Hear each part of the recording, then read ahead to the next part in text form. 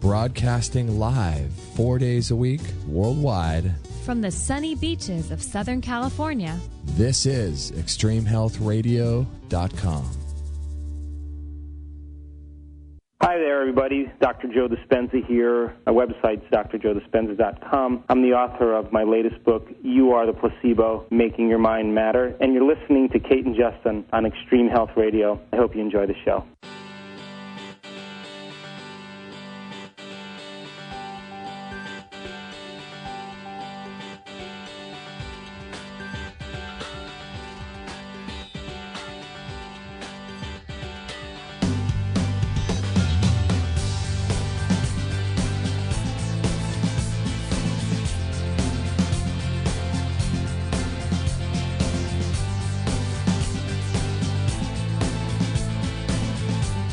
Good old Dr. Joe Dispenza's mentioned your name first, didn't he? He put me first. That never happens. I love it. That was awesome. He said Kate and Justin? You're listening to Kate and Justin. Yes. That's cool. 1 point up. Yeah, I know, One right? step up the ladder for Kate. That's hilarious. We're just having so much fun talking to Adam before the show. We figured, we gotta start the show, otherwise none of this is gonna get on the recording. Adam is always that type of show where I wish that we didn't talk so much at the beginning because I feel like it's so interesting. It's so great. I want everyone to hear it. Man, I can't believe this is work. We get to talk to the most fascinating, fun people. We just wrapped up a show with Reed Davis from Functional Diagnostic Nutrition. That was an awesome show, and now Isn't it? An hour later we get to talk to Adam Bergstrom. Man. Such good stuff. Are we ever blessed? Man, this is not work, is it? No. Amazing. It's amazing. Love it. It's life-changing. All right, so we have Mr. Adam Bergstrom on the line today, and this is going to be episode 347. Yes. If you guys would like to support our work, you can do that if you're going to make purchases on Amazon. That would greatly help us. We'd greatly appreciate that. If you go to extremehealthradio.com/Amazon and make a little purchase there on Amazon, we'll get a little commission, so that'll help pay the bills. So we appreciate that so much. And we broadcast live 2 days a week. Monday and Friday. Monday and Friday at 9 a.m. Pacific. You got it.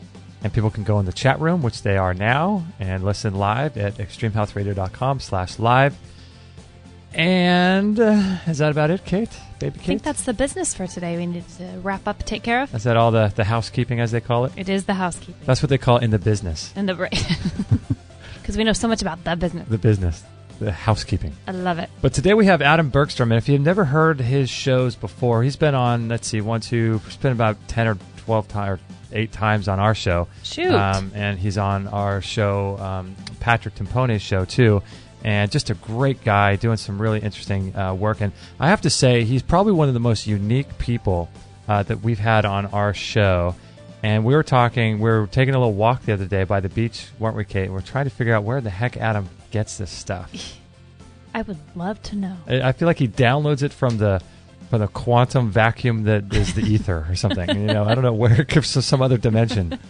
But it's just really fascinating information, and he's been teaching workshops and seminars across the U.S.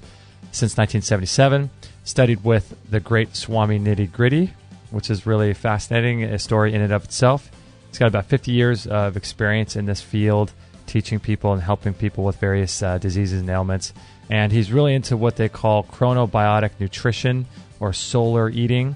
And he's really into iridology, meditation, all kinds of really great stuff. He graduated from the O'Donnell Lay's Texas Institute Reflex Sciences in 1979. And today he joins us from beautiful, I want to say Carpinteria, but it's not. Montecito. How is Montecito, Adam? Wonderful. Yeah? Everything's really good up here. Have you said hi to Oprah today? Not today. No? She's got that big old guarded fence. Oh, my goodness. Yeah, that's a beautiful spot. Kate just went up there for a retreat, I think, didn't you? Yes, I did, and I came home with the most amazing Meyer lemons that was on someone had them outside of their house, just said, take 3 for $1 and honor system, leave it in a little jar. And man, I stocked up and brought home about 15. They're the best lemons right there on the property. They are good lemons. They grew a lot of lemons here. This was a farming area at one time before the movie stars and the aristocrats moved in. I could see that. Things seem to grow pretty well there, huh? Very well. The soil In Santa Barbara, the alluvial soil, I believe, is 375 feet deep. That's enough to grow a lot of agriculture. Oh, my gosh. Oh, my goodness. I wonder, how healthy is the soil there, I wonder? Do you think it's pretty good? Extremely healthy. World records are here. Montecito had the longest grapevine in the world, 1 mile long at one time, and Carpinteria had the second largest, a half a mile long. Did it really? Whoa. And you've been in Santa Barbara where you've seen that giant Moreton Bay fig. That has some kind of a record. And then there's the largest live oak. There's largest several plants here and trees. They just grow in this magical soil. I wonder what, I guess somehow they haven't been able to strip the soil of the minerals yet, and hopefully they never do. Yeah, right. Nope, they take care of the soil here, and they actually hoard things. Even the water supply that we're supposed to be running out of, they actually have a place called the Chalice, a giant underground aquifer that has more water than Lake Cachuma. But they've been holding out on us. Now they're going to negotiate to get that water. So where or how deep is that aquifer? Well, let's put it this way. Lake Cachuma has a capacity of about 188,000 acre-feet of water. This one has a capacity of 200,000 acre-feet of water that is in there. And also, in Lake Cachuma being external, about 16,000 acre-feet actually evaporates. This is not going to evaporate. So they've had this all the time, but they've been lying. They've let Santa Barbara and Montecito go brown. Even Oprah has to truck in her water for her garden. Oh, you're goodness. kidding me. That's crazy. I was just hearing something recently about here in California. I mean, we've had the most modest winters the last 4 or 5 years. It hasn't really rained really much of anything.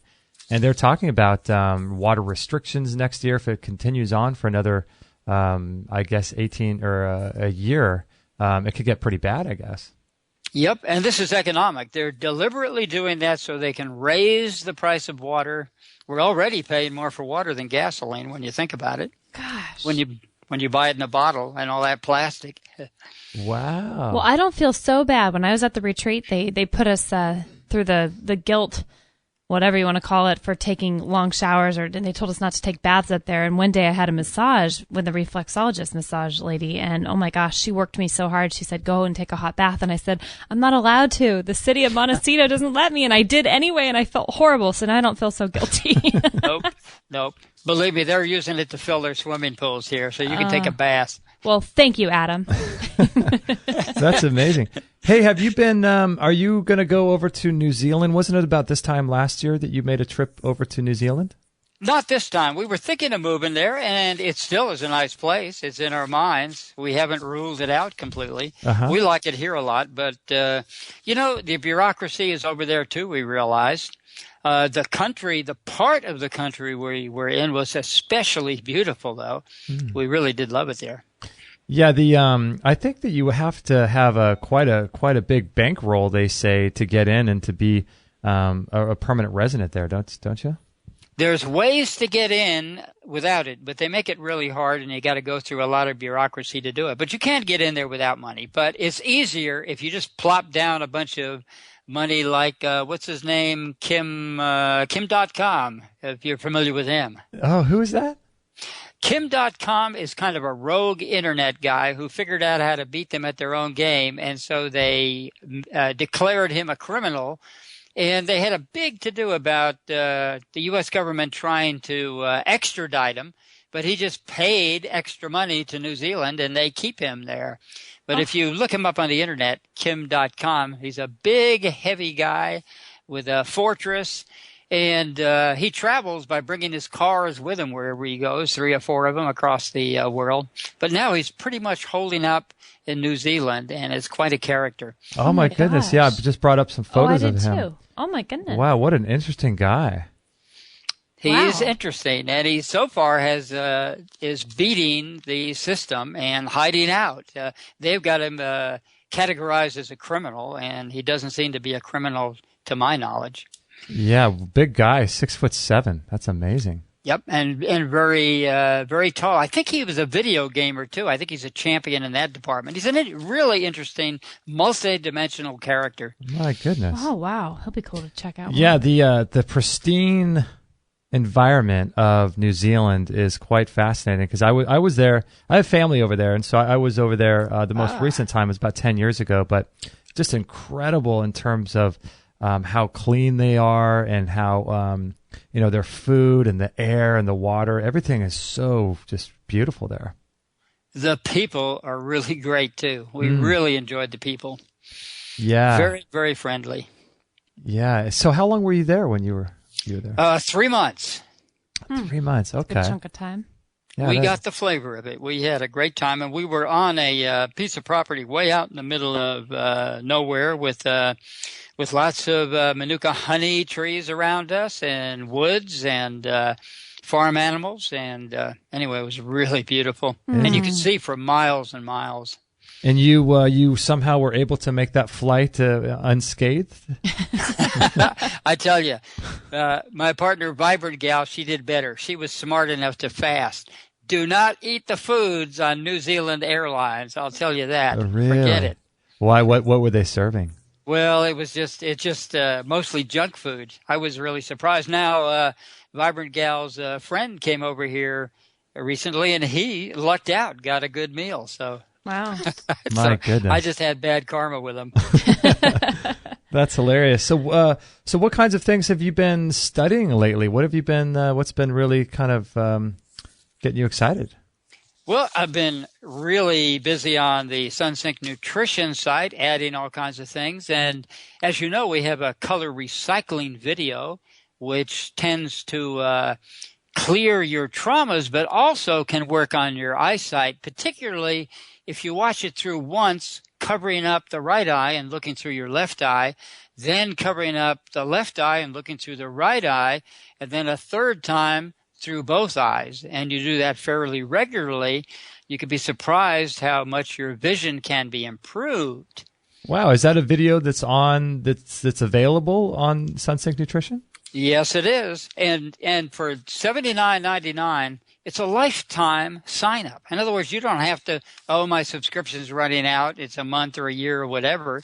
It's for good, we're hooked up, you're hooked up there, and you get a calculator to calculate exactly what your real sundial time is for your local area. You get a list of all the foods and the times to eat them. I do a regular blog on that. There's all kinds of information, circadian dictionaries, everything you need to get started in SunSync Nutrition, what it's about and how to do it, in body dowsing and body language, in color recycling, and in placebo, which, of course, well, let's give this fact. At Harvard, back in about the 1870s, they did tests. They hypnotized colorblind people and made them see perfectly, all the colors. And then they hypnotized non-colorblind people and made them colorblind. But they couldn't make it hold. The trick is, how do you make that hold? Because it can hold, and it's possible, supposedly, if the physical people who say it's all physical and genetic, how could they make a colorblind person see again in all colors? So they did not technically figure out a way to make it hold? They couldn't make it hold, but there have been people that make it hold. The trick is you have to have the hypnotist and the hypnotized person both believe it.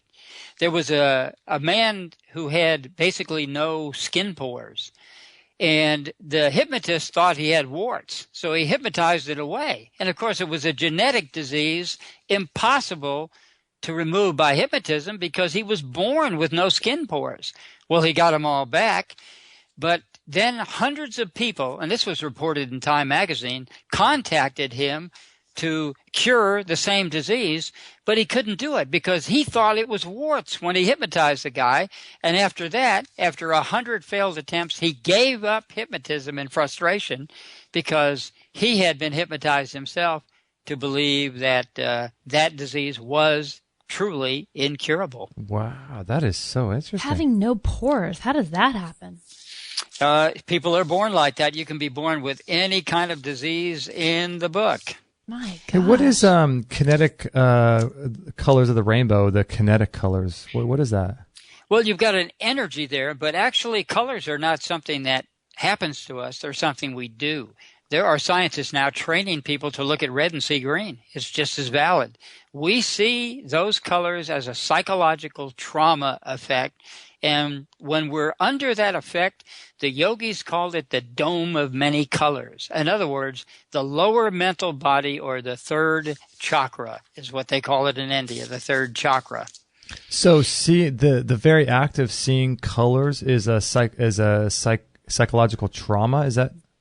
It proves you're hypnotized immediately. Anybody who sees a color is hypnotized because they're seeing such a tiny part of the spectrum. If you look at the entire electromagnetic spectrum from cosmic rays and X-rays and on through every radio frequency there is, what about all of that we can't see, that snakes can see, bats can see, other animals can see these various frequencies that we can't.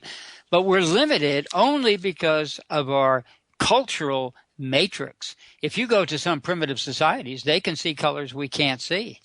And they can see energies we can't see. They can see heat. They can see smells. Because indeed, smell is something we can do with our eyes because it's an infrared radiation pattern. So a smell is, like, I guess at the most base level, it's something that's floating in the air. Is that correct? And then somehow it picks up in our nose. But how does it get translated to the eyes?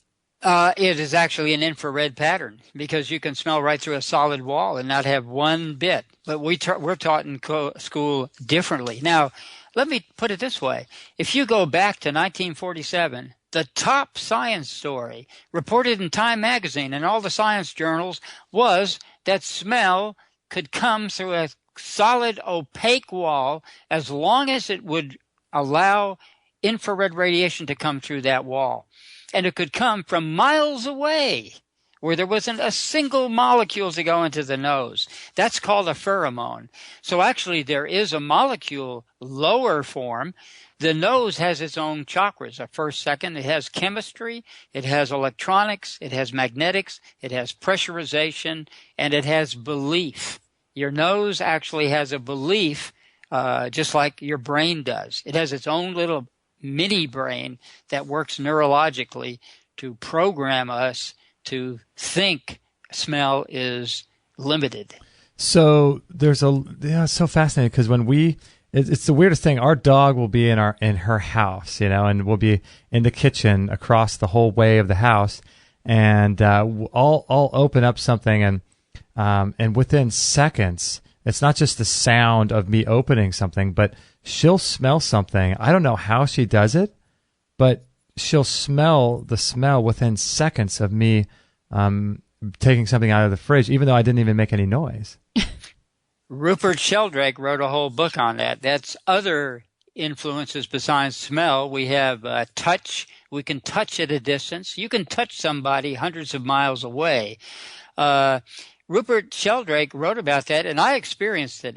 When I was down in La Jolla staying with my friend, I noticed that the dogs would go right to the door 5 minutes before my friend would get home. And I would run to the front and look for the car to see if they were hearing the sound of the wheels or something. But it was a full 3 or 4 minutes before she rounded the corner. She had to be up on the main road and not any place near. They knew every time, and I was astounded. Then I found out that Rupert Sheldrake actually wrote a book about it, and you can listen to him on YouTube talking about it extensively, by the way. Yeah, he's a fascinating guy, Rupert Sheldrake. Interesting because they've talked about the studies they've done where exactly what you're talking about, where they've been able to see a dog and it actually knows when the person's coming home. Minutes before the person actually arrives. It's just and I don't think anyone really knows what's going on there. Some sort of sixth sense or something. It is, and basically we're connected in such a way that I'm sure you've thought of a person, suddenly the phone rings, there they are. How did you know they were going to call when they were, say, in Europe, they called you from even? That's happened to me so many times, and to the point that one time we hadn't heard from a friend of ours in about a year, and we started talking about him. The phone rang, and we said, well, that's got to be him, and there he was. Oh, my God. Isn't that so strange? And that happens so many times. But see, in certain so-called primitive societies, one person says, I'm coming home for dinner. The other says, okay. They don't need a telephone or a cell phone to do that. They just know by mental telepathy. And we say, the scientists say, oh, that can't exist. And yet we're talking by a wave right now. Our brain has the same type of waves.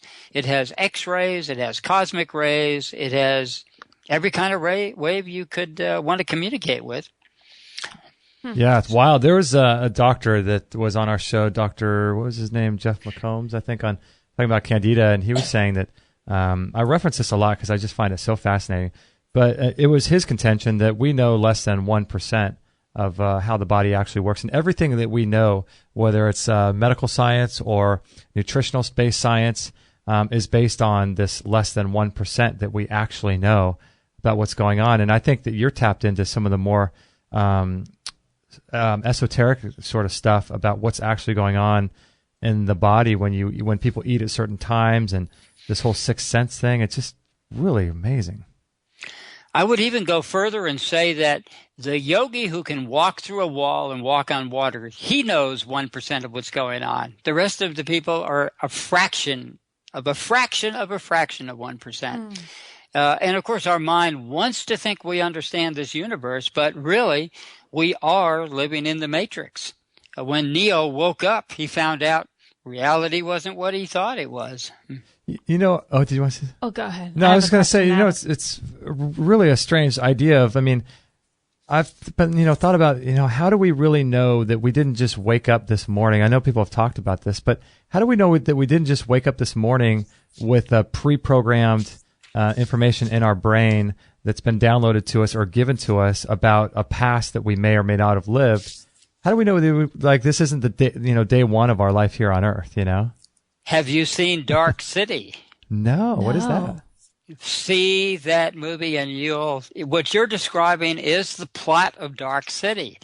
It's another movie just like the 13th Floor of the Matrix and the Truman Show and the Butterfly Effect, to show that what we think is going on is not what's going on. So I highly recommend, if you haven't seen Dark City, watch it. Wow. Can you get that on Netflix? Is it available, or is it something that... I would think so. It's easy. I've seen it on the cable stations. I've watched it in videos. I know the first time someone said, what do you think of Dark City? I said, I haven't seen it. And they said, oh my God, sit down right now. I'm showing it to you.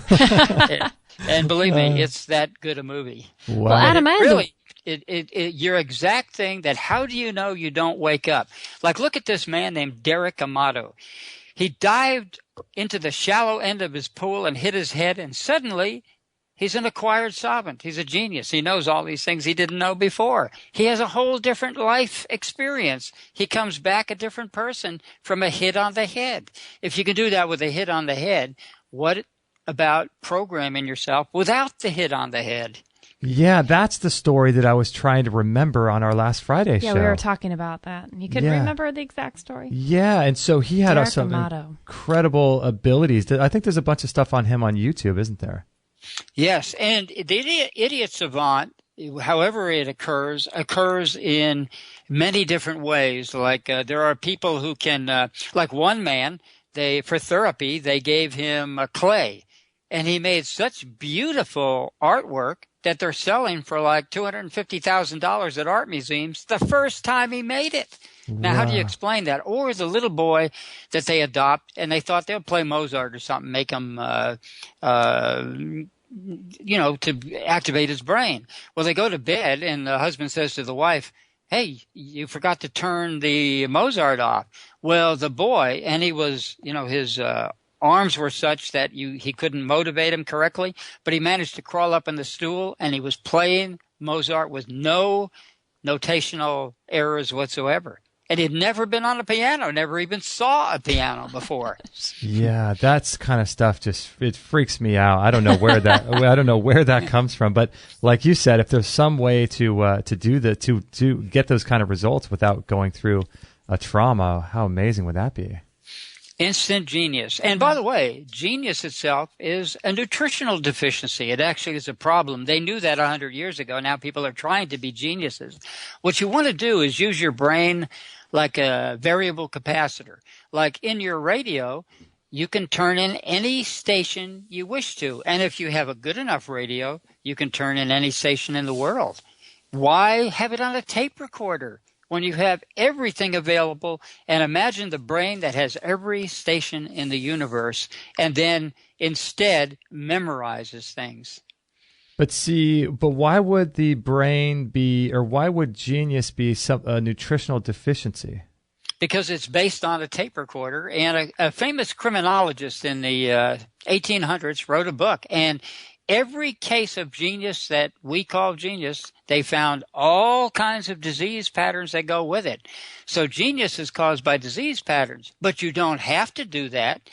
Most psychic abilities are caused by a hit on the head. Look at Peter Herkos.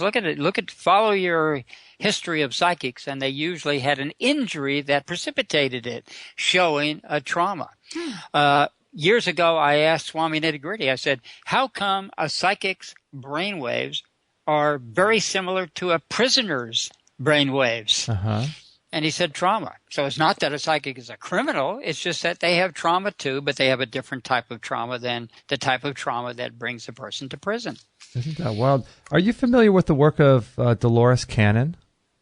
I don't think I am. I'm writing the name down now. Yeah, Dolores Cannon. She's a fascinating person that we have been turned on to, but unfortunately she passed away just recently, I think within the last few weeks. But you can find her on YouTube, and just quite a extraordinary lady doing a lot of really interesting things and a lot of just fascinating stuff about psychics. And I just find all that to be so interesting. I was going to ask Adam. Adam, have you ever heard of one of our guests, Allison Adams, mentioned something called the templateorg.com, but it's basically some ceremonies that people attend, and there's all kinds of things going on there to break a hypnotic state that we're all under. Have you heard of those before? I have heard of that. And actually, any ceremony you do that will trick your brain into abandoning it is okay. There's no specific ceremony. I studied with a curandero once, and we burned a black candle, and we took all our negative emotions and burned it. And someone asked a question about it, and he said, if you believe it. It's all about belief. This curandero happened to not only come from a long line of folk curanderos, but he had a college education too. So he had both sides of the brain to evaluate. One is the engineer's brain, and the other is the doer's brain, the athlete's brain, whatever, that doesn't really know how he does it, but he does it. It's ideal to have both of those so you can explain what you do. There was a psychic used to cut himself and stop right through. He'd poke a knife completely through his arm and heal it up on the spot. Well, he wrote a book about it, and I thought, this is going to be interesting. But I realized all he did was borrow theosophy and things like that to explain what he did, and he didn't have the slightest clue of how he did it. He just did it. And many people do that out of intuition. Wow, that's interesting. Theosophy. Theosophy. That's what he was borrowing from? Yes. And you can borrow from a lot of places, but Theosophy borrowed from other places themselves, and you can borrow from any place. By the way, I heard you on Friday's show talking about Jesus and the crying of the rocks. Well, minerals do have consciousness, and the man who could run circles around Tesla was Sir Jagadish Chandra Bose, who proved that, for instance, titanium and tin have more consciousness than zinc, because all of these do have consciousness. And when we talk about a metal being fatigued, it can be fatigued until death. And a mineral actually is afraid of dying. Now, when I first found out about this, when I became a vegetarian, it almost drove me crazy. When I found out that plants are screaming when they're roasted and cooked and everything, I thought I became a vegetarian so I wouldn't kill animals, and now the plants are smarter than the animals. Right. So what was the name of that guy that was pre-Tesla, you said?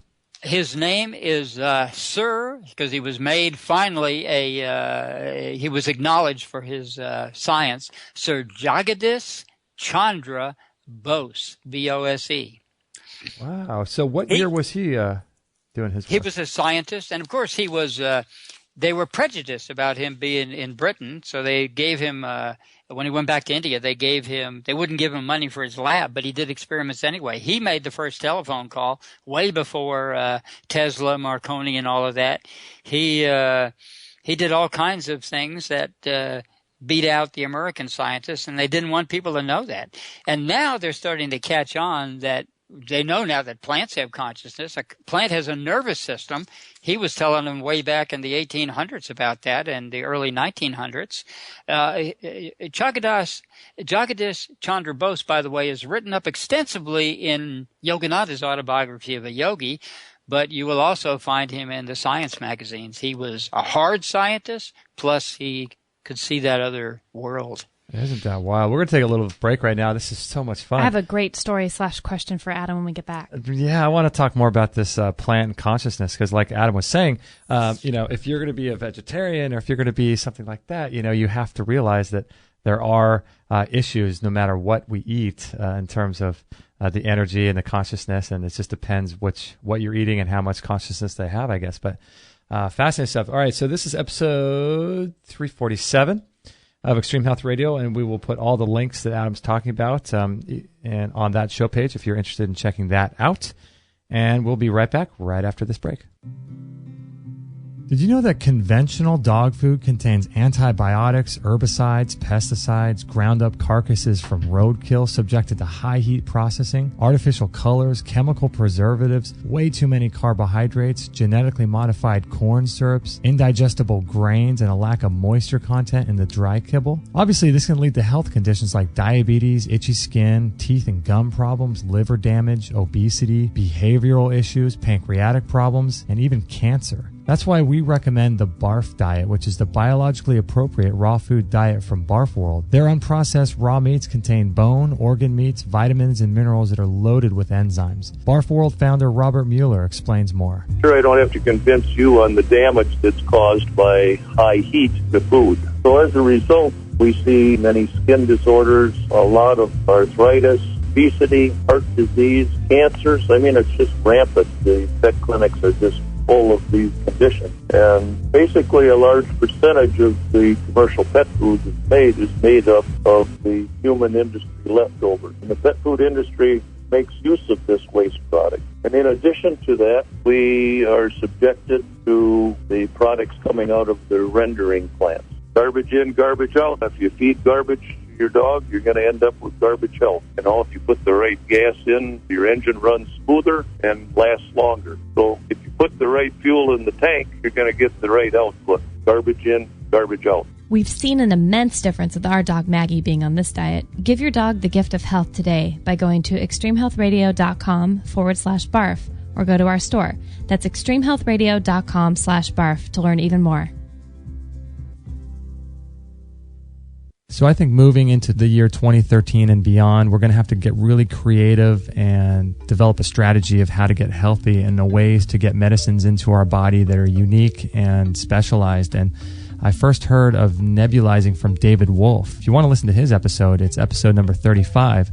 But he talks about nebulizing different medicines. And what that means is turning liquids into a smoke, basically, that you can breathe in. And the pharmaceutical and drug industries use these things for patients to take pharmaceutical drugs and nebulize them so patients can breathe them into their lungs. But we're very proud to be offering what I think is the best nebulizer on the market. It's called the Omron Personal Nebulizer, and you can check it out at extremehealthradio.com/Omron. That's OMRON, and that will redirect you to a page where you can buy that. And it's really great because you can put in natural substances like colloidal silver or MMS developed by Jim Humble, and things that will kill on contact viruses and things that are taking place in your lungs. And it's a good way to get these medicines into your body. And I think that as we move forward, people are going to be sicker and sicker. And if you have a cold or any kind of throat issue, if I ever had cancer, I'd probably use a nebulizer. And the Omron is really great because you can travel with it. It's really portable, and it runs on batteries, and it's really the best nebulizer on the planet. So if you're interested in this kind of thing and want to use these types of things, I think it's really critical if you're traveling a lot, or if you have a family, you want to just have this on hand, almost like in your medicine chest, so that if you ever need it, you can nebulize these colloidal silvers and MMS and other substances to breathe directly into your lungs to kill these pathogens and viruses and all these things that are living inside your lungs and your bloodstream and stuff. So it's very, very interesting. So these Omron portable nebulizers are a great way to do that. So you can check it out, extremehealthradio.com/Omron, OMRON, or you can visit our store and learn more about it in there. So thanks for listening, and let's get back to the show. 100% listener supported. Extreme Health Radio. Opening minds and transforming lives worldwide. Don't forget to join our thriving community for health tips, inspiration, and show updates at extremehealthradio.com/Facebook.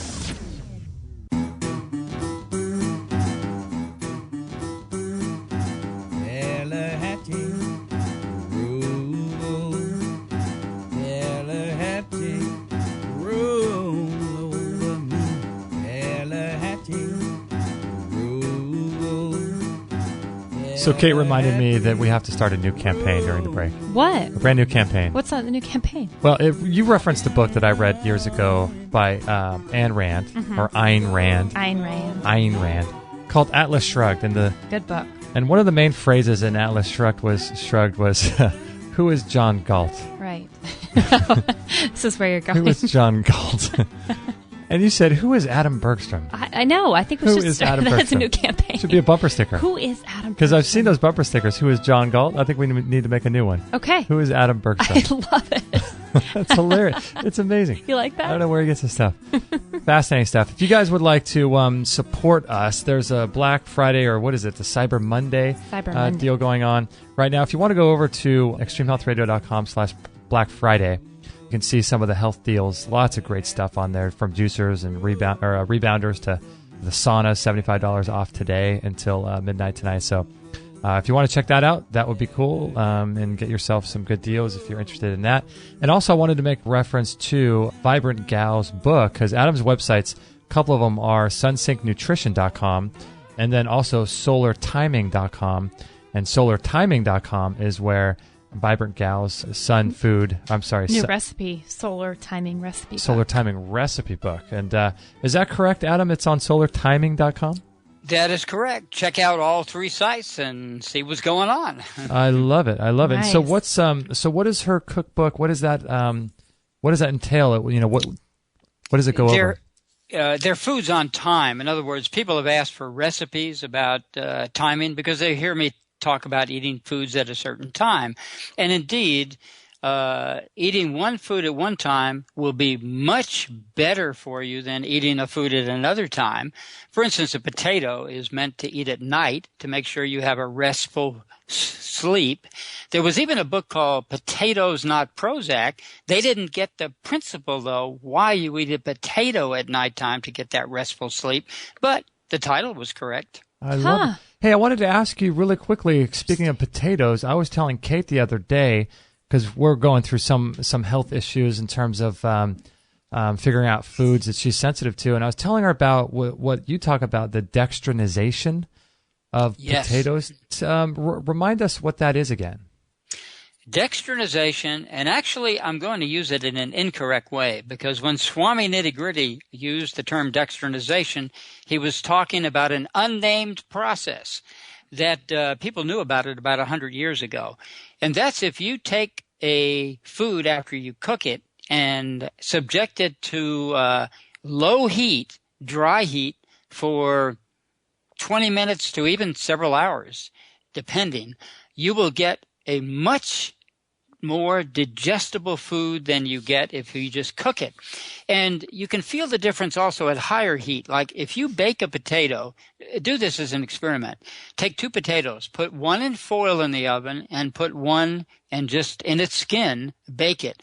And you will taste a huge difference. And that is because there is a huge difference in the 2 potatoes, in their structure, digestibility, mineral content, etc. So what happens with the one with the tin foil over it?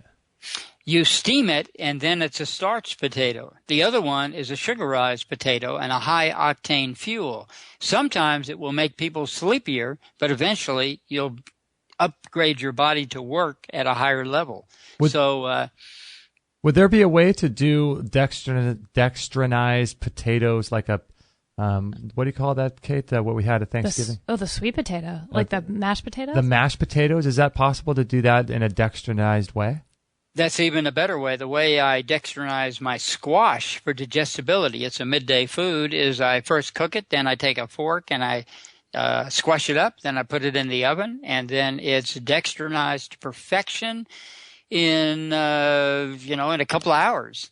Wow! And so you just leave it at a very low heat. I have friends that leave their ovens on all day for the foods that they eat cooked. They're dextrinized, and they even cook them at 180 degrees. The Essenes discovered this in the desert, where it gets to be 120, 130, and more in the sun. And they just dextrinize their food naturally by leaving it out in the sun. Isn't that crazy? So if you're going to eat something dextrinized, you would first cook it like you normally would. Is that right? Well, you can start from 180 degrees. It will cook, but it will just take about 24 hours. Some people don't want to do that. So for convenience, we usually don't leave our oven on that long, particularly at the summer. So we jack it up, cook it at a high degree, and then we leave it at a low heat for a while too. Now, you have to be careful. Grains are a lot different. If you dextrinize rice, and you can try this for an hour, you're going to be eating rocks. Mm-hmm. So it changes completely different. Dextrinized grain, all you have to do is cook it like you normally would, and then stick it in the oven for 20 minutes, just till it gets chewy.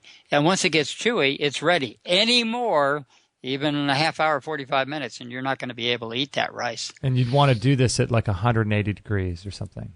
180 to 200 degrees. That's ideal. Okay.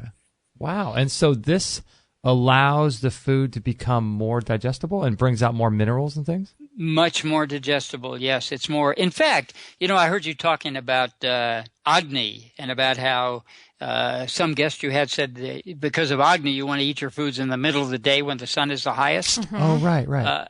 What that person meant is they may have studied Ayurveda, but they didn't study Dinacharya, which is a more esoteric branch of Ayurveda. And if they'd looked deeper, they would have found that Agni is actually a campfire and cooking god. It was about cooked food that they were talking about, and that actually it referred to evening time. So Agni, as they developed the concept, became 3 levels of fire. Your morning fire was lightning, and of course you could cook things instantaneously through lightning. Mm-hmm. Your midday was the sun, which could dextrinize your food. And then at night they used the campfire and other dextrinization. So really, Agni was a god of campfires, cooking fires, crematoriums, and ceremonial fires. So that would have been a more evening situation then. Yeah, well, and actually it's true that you get the Agni at any time of the day, and the real trick is to eat warm foods. Your stomach will digest best between 101 and 104 degrees. If you go lower than that, you get half the digestions even at 99 degrees. So when people put cold water in their stomach, you can use it to gain weight, but it's not really recommended. Room temperature and warm food is good. So if I drink coffee, I will get 20 times more caffeine by drinking it warm than I drink it cold because of its solubility is a function of the heat. That's Agni. So you really want to have the food that you're eating. So you didn't mean 101, meaning that the temperature of your stomach more so than it's just like the warmth of the food itself is what you're talking about. Yes, it's what degree your stomach is in is really what the Agni principle, because Agni never was a sun god, ever, though he became one when they realized the sun can provide heat too. We can use the heat to cook our food if we leave it out long enough. And it's hot enough, particularly in the desert, where it gets to be 130 and 140 degrees. So what do you think about all these people doing like the raw food thing? Is that, or eating salads? Because the salads are typically, if you eat it at your house, you're taking it out of the refrigerator, and so that's cold too. Wonder what's going on there. Yeah, room temperature would be better, and if a bodybuilder wants to gain weight, it's actually gas pressure that expands that muscle, so then you want to drink cold liquids and eat cold foods. It's not necessarily good for you, but you can win your bodybuilding contest that way. The temperature makes a big difference in how you digest it, and basically a bodybuilder, well, there used to be people in the circus that would breathe and blow themselves up from being an emaciated human being, in other words, skinny, and make themselves a corpulent human being or a fat person. Mm-hmm. And then they would deflate themselves like a balloon and be skinny again. Mm-hmm. We have that capacity, but they won't tell you the secret of weight is really bloat. We have a guy at our gym like that. Do we? You know that one guy that we call him the Christ? Oh, yeah. He has his hair. But my gosh, the guy every other month is like either really packing on the pounds or he's just this thin, emaciated guy. It's the weirdest thing. We've never met a person like that before. Yeah, he goes up and down in weight, and he looks big, and then he looks small. It's fascinating. Well, it's supposed to be impossible to do what Casey Viator, the bodybuilder, did some years ago. He gained 75 pounds in 3 days. Oh, my God. How can that be explained? Who is this? Sri Yukteswar gained 50 pounds overnight, and I gained 10 pounds overnight without eating a single thing, which changed my whole idea of what weight gain and loss is. What were those two guys' names that you said? Casey Viator. You can find him still probably on the internet. He was the guy that worked with, what was the Nautilus guy? Arthur, what's his face? They worked together. Yeah. And then he gained so many pounds, like 30 pounds in a month or something, and they accredited the Nautilus equipment. They did not go into the fact that he gained 75 pounds in 3 days, and Joe Weider was upset because he blew his chances at the Mr. Olympia after winning the whatever they renamed the Mr. America. Oh, my goodness. Wow. And so he was doing a lot of this with the temperature of the food that he was eating? No, he did it just out of trauma, because the easiest way to get to gain weight is to fall down the stairs, because, like one lady, she couldn't accept her new daughter-in-law, so she fell down the stairs and gained 30 pounds in 10 days. So she came to me for a weight problem, and basically we found the trauma and the color associated with her and deflated her and got her back to the regular weight. How did you find the color? Does each person have a color that's associated with them, or just with their trauma, or? Yep. I asked her a question, like, say a person bumps themselves or cuts themselves. You just ask, what color do you think of with that?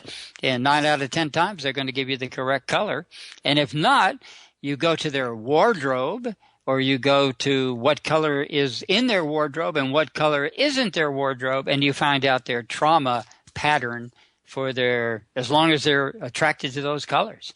So you talk about, you know what? Let's take another break, because we have to take a little break. But you talk about people wearing certain colors per day of the week as a way to. I'm not sure exactly what it's all about, but maybe when we get back from the break, you can talk a little bit about that. Does that sound good?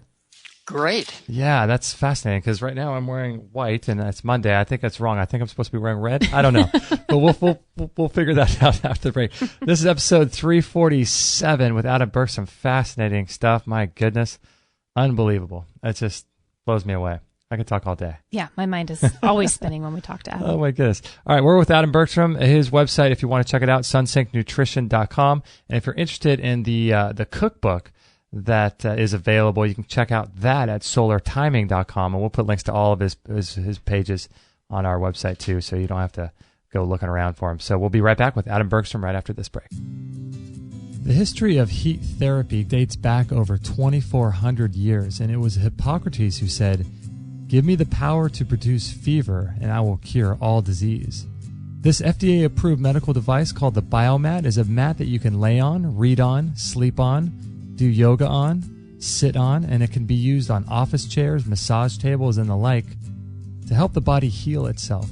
It's inlaid with 30 pounds of healing crystals using amethyst and a rare black tourmaline, producing negative ions in a healing electrical field. These healing crystals help to restore cellular health by replacing electrons to the atoms, as well as penetrating deep into the body by 4 to 6 inches. What can the biomat do for you? It'll improve your skin, burns as many calories as if you went jogging for 30 minutes. It improves the immune system by up to 40% or more, reduces stress and fatigue, removes toxins, lowers cholesterol, relieves pain, revitalizes cellular metabolism. It improves cell channels to deliver nutrients and oxygen to every one of your cells. It activates over 3,000 enzymes. And even a Harvard medical study showed cancer cells die at over 42 degrees Celsius. It reduces stress hormones by up to 78%. It allows your body to produce heat shock proteins, which increases endorphins, NK cells, T cells, and lymphocytes. It's very, very low EMF, and it's got a 17-layer technology. Dr. Mark Serkis is the director of the International Medical Veritas Association. Explain to us more about these biomats. These biomats are these far infrared mattresses. You lay on them, or you sleep on them, or both. You do very heavy treatments during the day, and at night you sleep at just a nice comfortable temperature.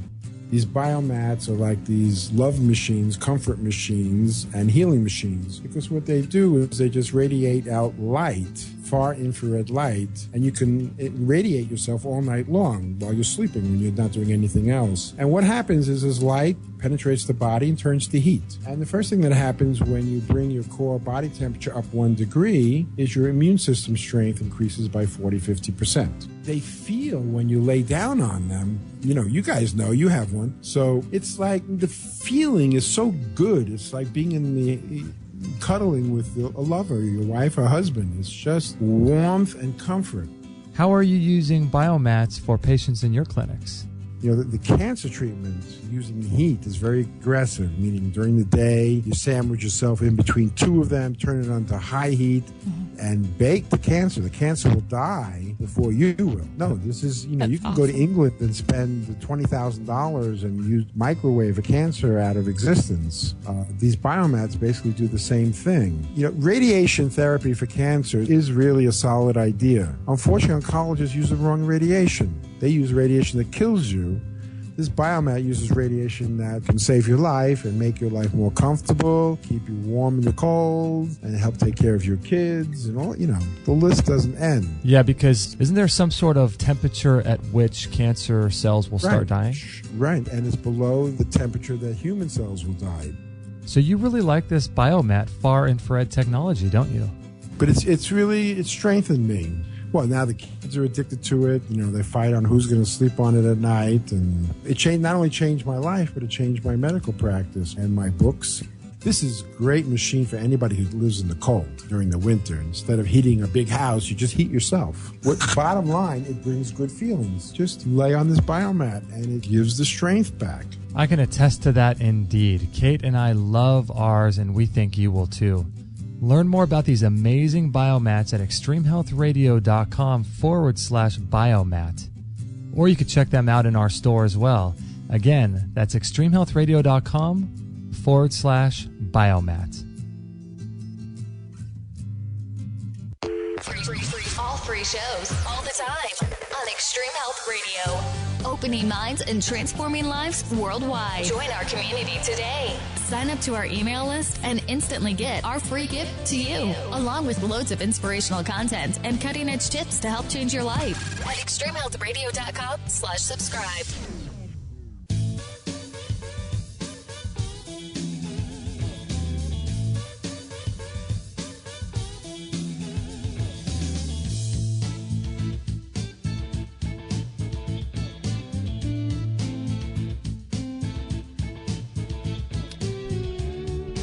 Why are you looking at me like that?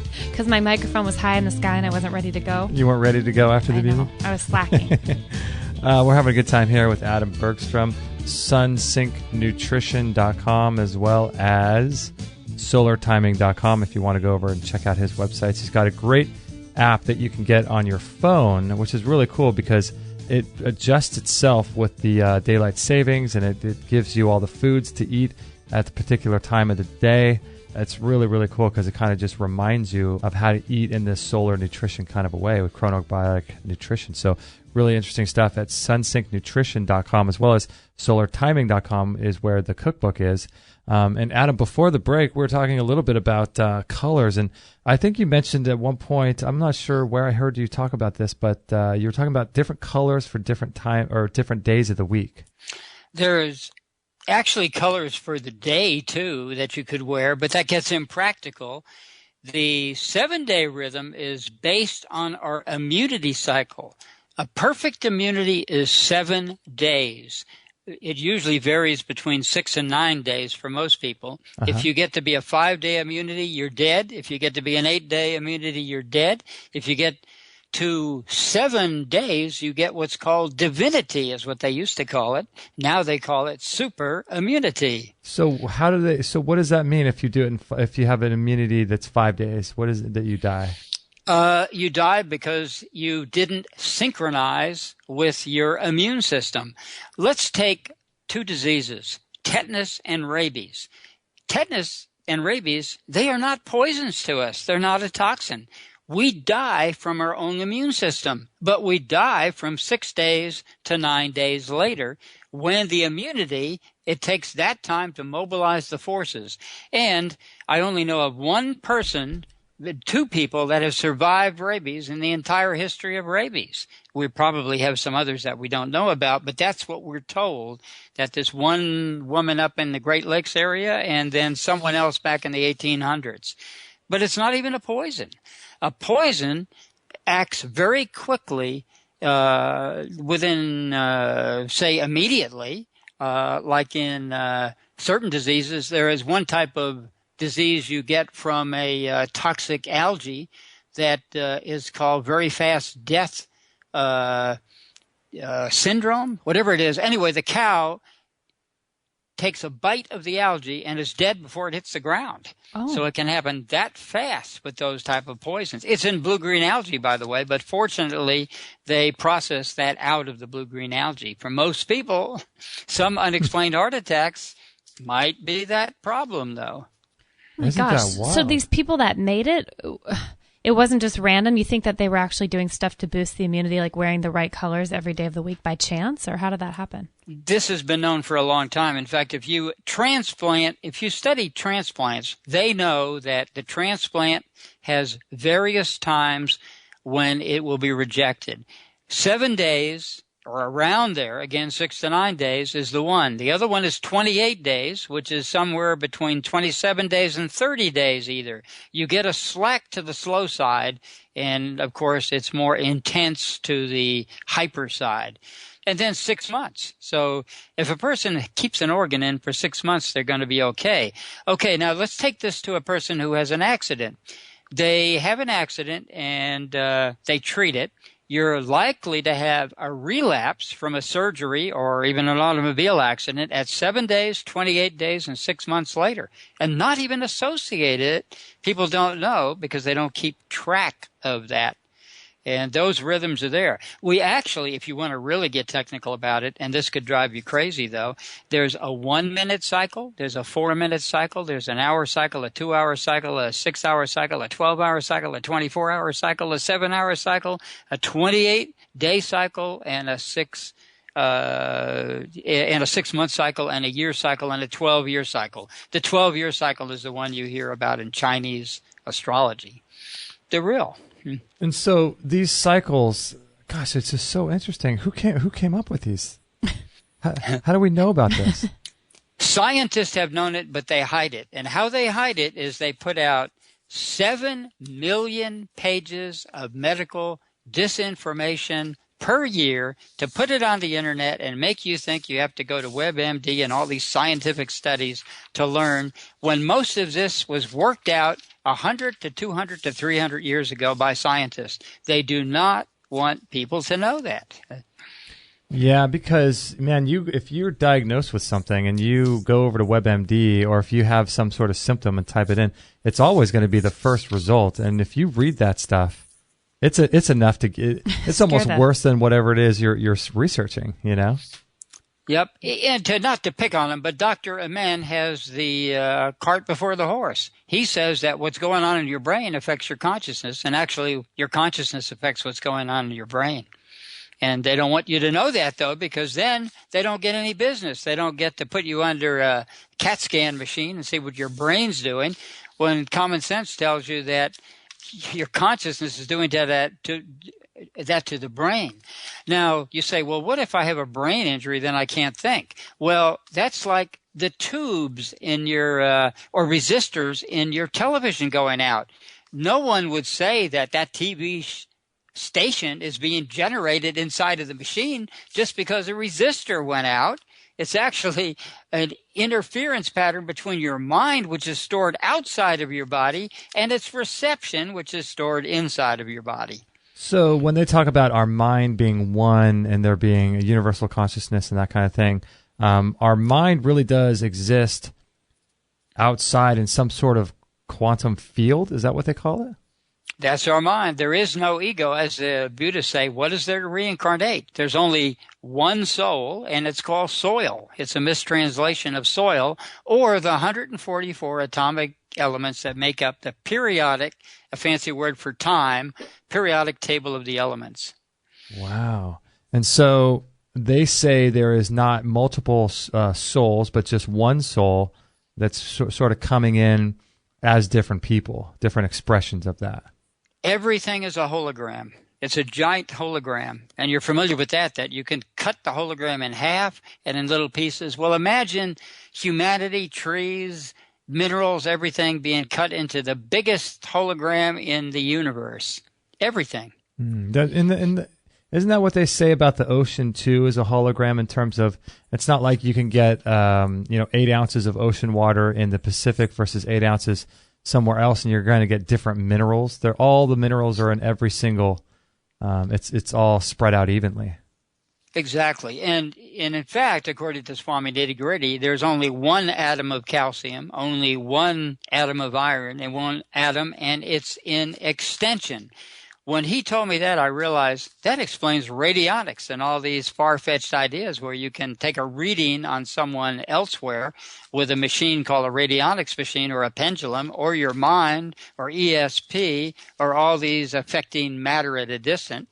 And I even met a physicist who thought his wife was kooky with Tarodex, and then he experimented by thinking of a mobile that was hanging in his study, and he started moving it with his mind, and he changed his whole outlook and became a psychic defense counselor instead of a physicist. That's my gosh. So speaking of consciousness in the mind and not being in the body, Kate had a really strange experience the other day with yesterday. What was that? It was so weird. I took a shower, was blow drying my hair, and had this very intense memory come back that I hadn't really thought about before. And then I realized it actually wasn't a memory. It was a dream I had that I was in the dream I was experiencing this. So it was like a memory of something that happened in the dream world, but it was so real. It was weird. Water can stimulate that. Water. You're doing reflexology on your head. They have reflexology where they basically use watering cans to pour water on you in certain patterns. Uh-huh. And they have this little acupuncture brush that has little tiny needles in it that don't penetrate, and it's used for growing hair and different things of that nature. So maybe having just taken the shower and had the water rain down on me? It. And if you looked at the timing also, you could get some input on it. Also, you could ask, what color do you think of when you think of having that experience? Huh. Wow, I don't know what jumps out at me, actually. Orange? That could have something to do with your conception being here. Huh. Orange is the sex color. Yeah, I picked a good one at least. Just kidding. Wow, what a fascinating thing. Wow. Yeah, that's right. If you, the ducks that procreate most, lady ducks like male ducks with orange legs because they know they have more beta carotene in them than the other ducks, so they have better children. So orange is a sexual color preferred by almost all animals. They prefer orange. And then in terms of that same idea, when you're talking about people trying to conceive, isn't green one of the colors that's good for that? If you have a problem with green, an engram, then it will actually block pregnancy. But if you don't have it, then yes. Eat green, shine green lights, use a green sheet, use a green wallpaper, wear green panties and underwear, and it's pretty easy to procreate. But make sure that you don't have an engram problem with green because the child might not be your highest choice when born. How would you know? I found that out the hard way. How would you know if you have a problem with green? Well, one way to do it is muscle testing. Muscle testing, contrary to popular belief, is a psychological mostly process. Now, you can get beyond a certain state and use it physiologically, but it tells you if you have a trauma with something.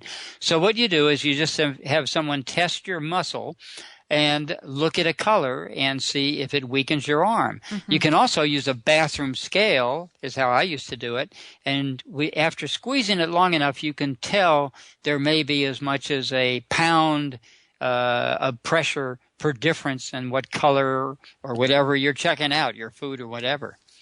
And so it does give you a psychological process because, again, color represents what they call the lower mental body or the Manipura chakra, whatever you want to call it.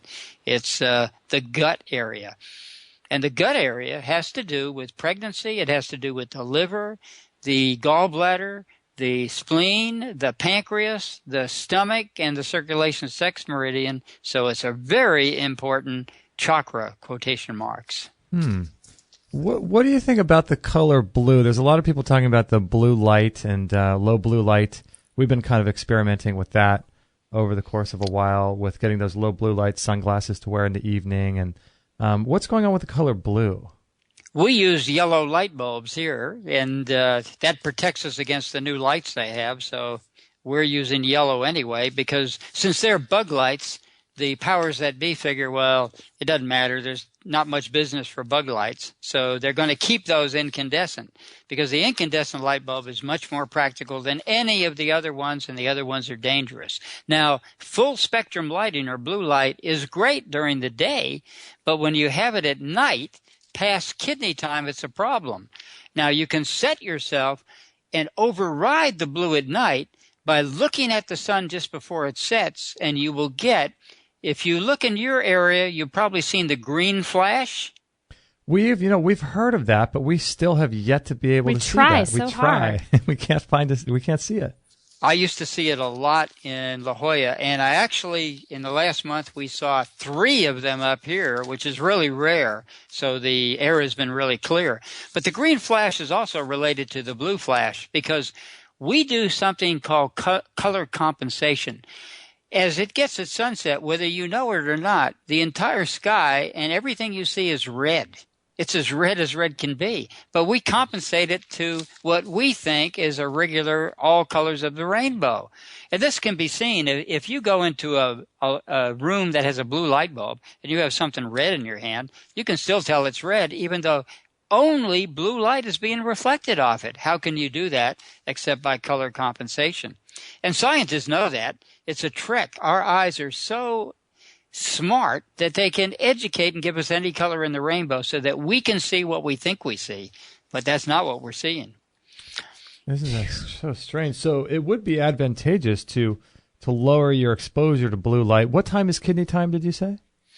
Kidney time, you can actually artificially stimulate your eyes at that time with your own blue light through either any of the new light bulbs or a Vitalite or something like that, and then don't do any after, say, about at the end of kidney time. It's 7 o'clock. That's it. That flash would help to time your body and give you the ability to look at your blue coming out of your computer screen at those particular blue lights, those LEDs. retime people and are actually interfering with their timing and their health.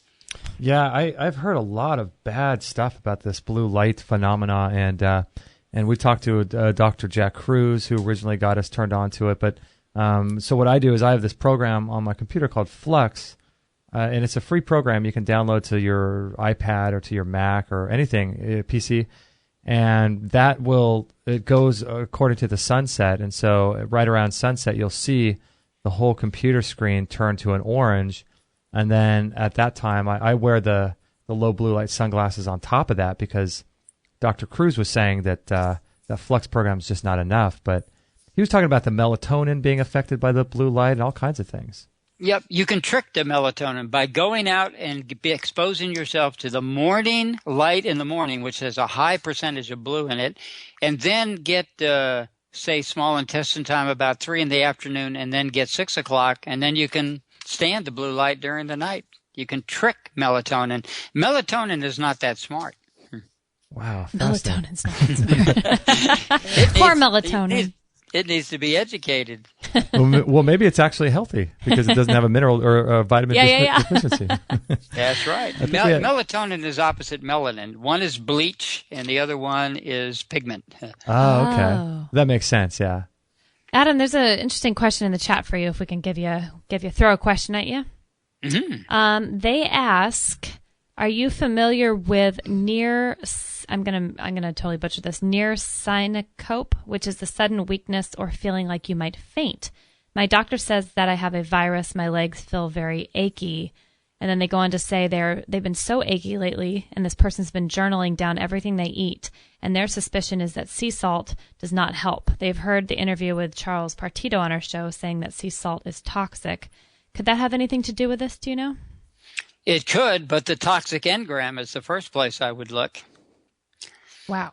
So the toxic engram. Very first place. When people go to, and indeed, you need to do mechanical, chemical things, electric things, magnetic things, pressurization things, all of those are needed, and even placebo things. But until you find the toxic engram, your problem will just move. And you'll think it's gone. You say, oh, I don't pass out anymore. But now, I have heartburn. How did that happen? Oh, that's a separate thing. It's not, I assure you. Engram cannot be fooled. It will move around. And placebo is lower than engram is. So how would this person go about finding the toxic engram in this situation? The first place is join SunSync and read all about them. Okay. The other thing, let me give you the quickest advice I can about that.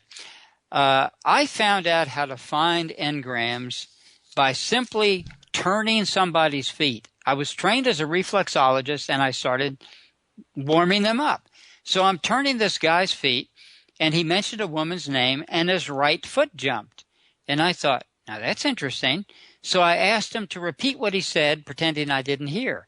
And he repeated it, and when he said this woman's name, his right foot jumped again. And I thought to myself, could it be that easy? And indeed it is. You can find the traumas by simply reading the body language and see what moves. Now, if you get a person to lie down on the floor and you get one person to hold the feet of that person, then you tell the person whose feet are being held, wave your left arm around. The person down there is going to say, yeah, I feel it in their left foot. Not across the brain like they tell you, oh, this switches over to the other foot. You feel the left arm moving in the left foot. Okay, now all my technique is, all you have to do is feel that move when they didn't move anything except their brain waves. And then you have a trauma, because if you have a trauma, you cannot keep that brain wave still, and it will resonate through your body, and the foot is one of the easiest ways to pick it up. I can pick it up in the hand, but I've been doing it a long time.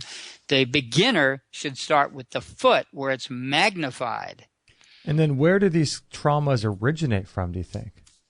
It happens from not accepting something. Like suppose, we had a dachshund, and my half-brother played a dirty trick on the dachshund. He was drunk, and he shows up, and he throws a firecracker at the poor dog.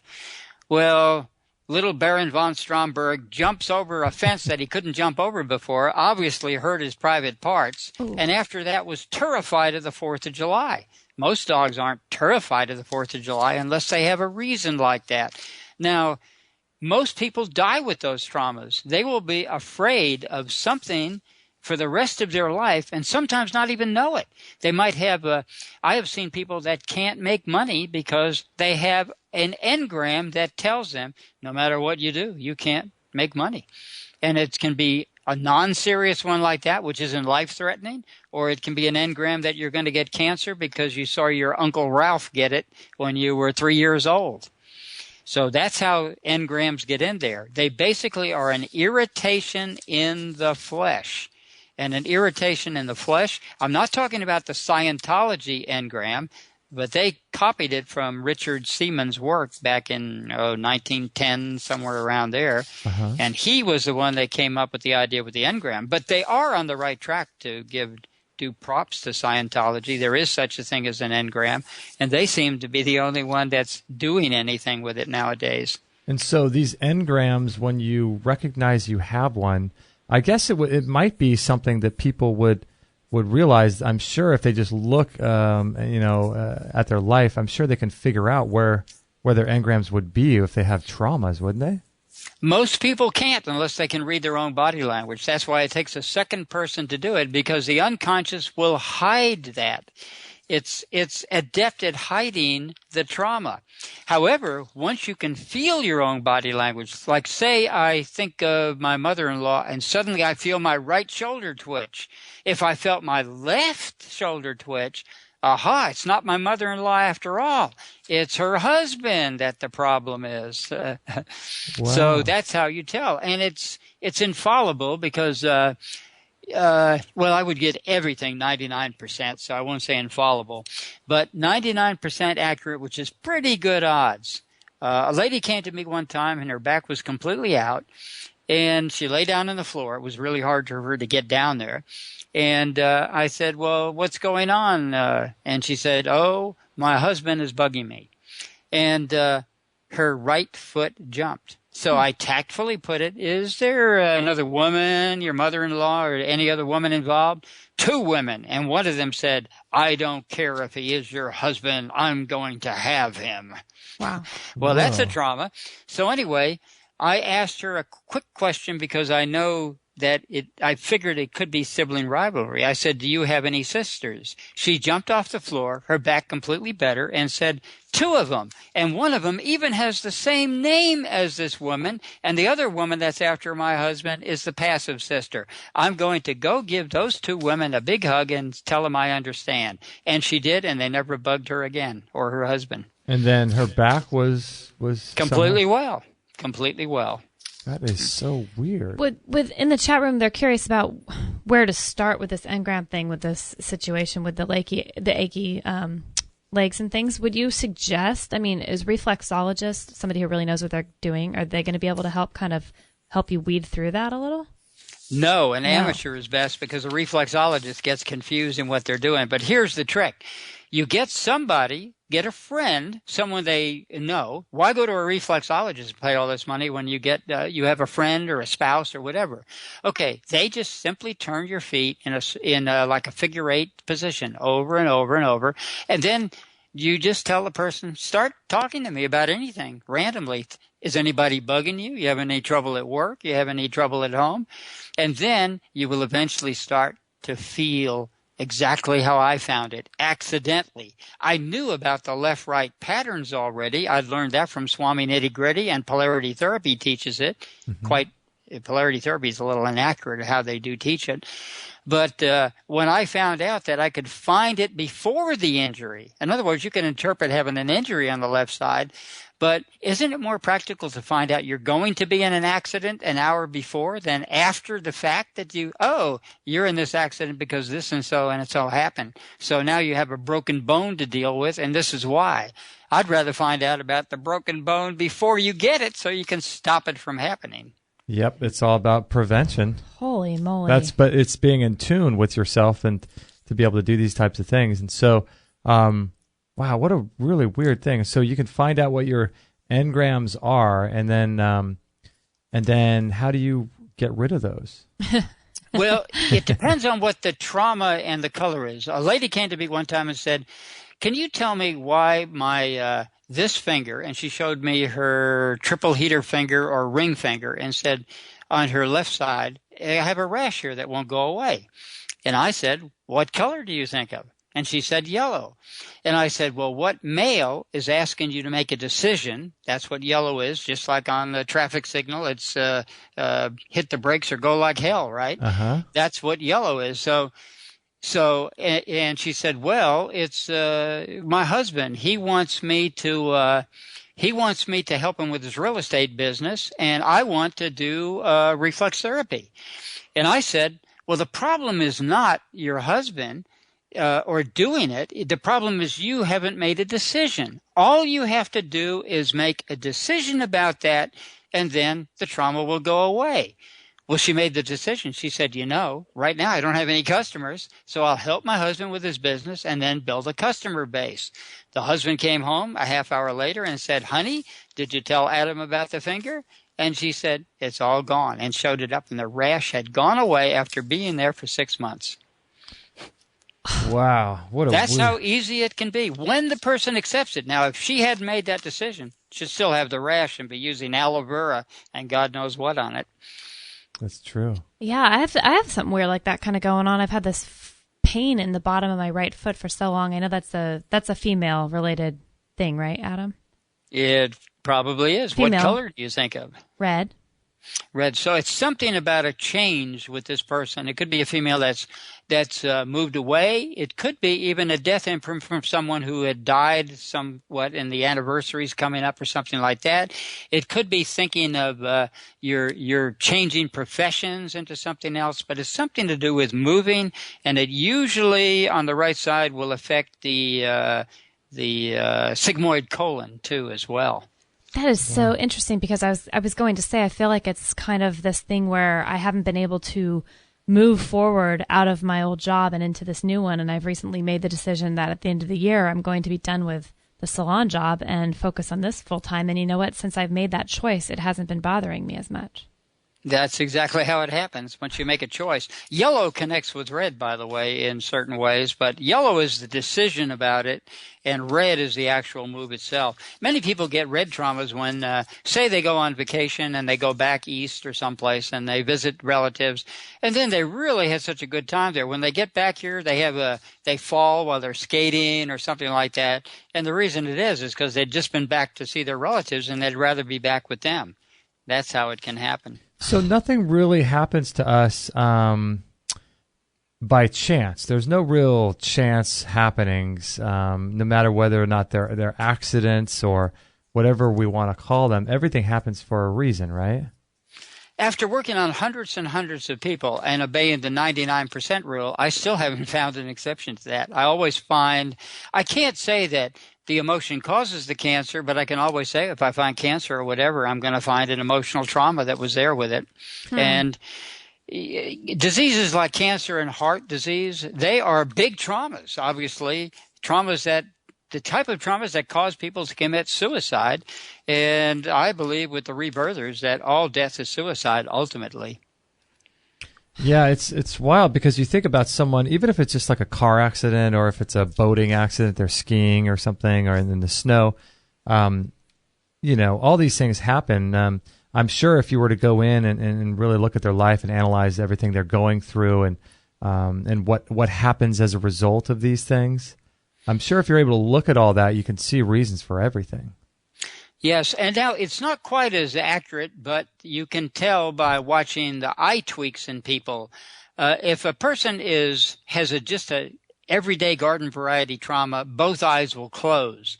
But if they have an emotional engram with somebody, one eye will wink or close. So I used to watch talk shows to figure out what the trauma was. And I see a female star. She wrecks her car and she hurts her left arm, and she had just decided to divorce her husband. Left side, easy to detect. But you watch them after, the person says, "Well, I see you got a divorce," and just watch their right eye. I watched what's his name, George Clooney on Howard Stern show, and though he could take all the jokes about the various relationships he's been in, the first relationship he was in was a trauma and probably predestined his relationships with women for the rest of his life. But I watched his right eye move. So you can watch and read people's minds by doing that. Only the eye sometimes will let you down. You need a body function because it can be misleading, and some people are poker faces where you can't tell anything. I may email you an example of a video of a person having a trauma and tell you, thanks to YouTube, it's 1 minute and 36 seconds, and watch what happens to the eye. And you can get an idea what I'm talking about. Yeah, I'll post that video then on this show page, and that way other people can see it too. Adam, what is this week on and off until yesterday? I had this, like when you were just saying about an eye twitch, I had a muscle, like an organ twitch. It felt like it was over by my pancreas for about a week. Mm-hmm. Why are certain organs seizing up like that and then they just go away? What is that about? Well, the pancreas has a lot to do with blood sugar, and if it's in that area, you're talking about the left side of your body, yes. Right? Uh-huh. So that would be some kind of trauma involved with keeping up with the Joneses is one possible explanation, or feeling you're not doing good enough. Whether you're doing good enough or not, you're judging yourself on your judging. That's what the pancreas and the spleen can often be with, because they affect the blood glucose level, and that's highly involved in our self-image. Yeah, we do that a lot, don't we? We judge ourselves for judging. So yeah, it's like this perpetual cycle, isn't it?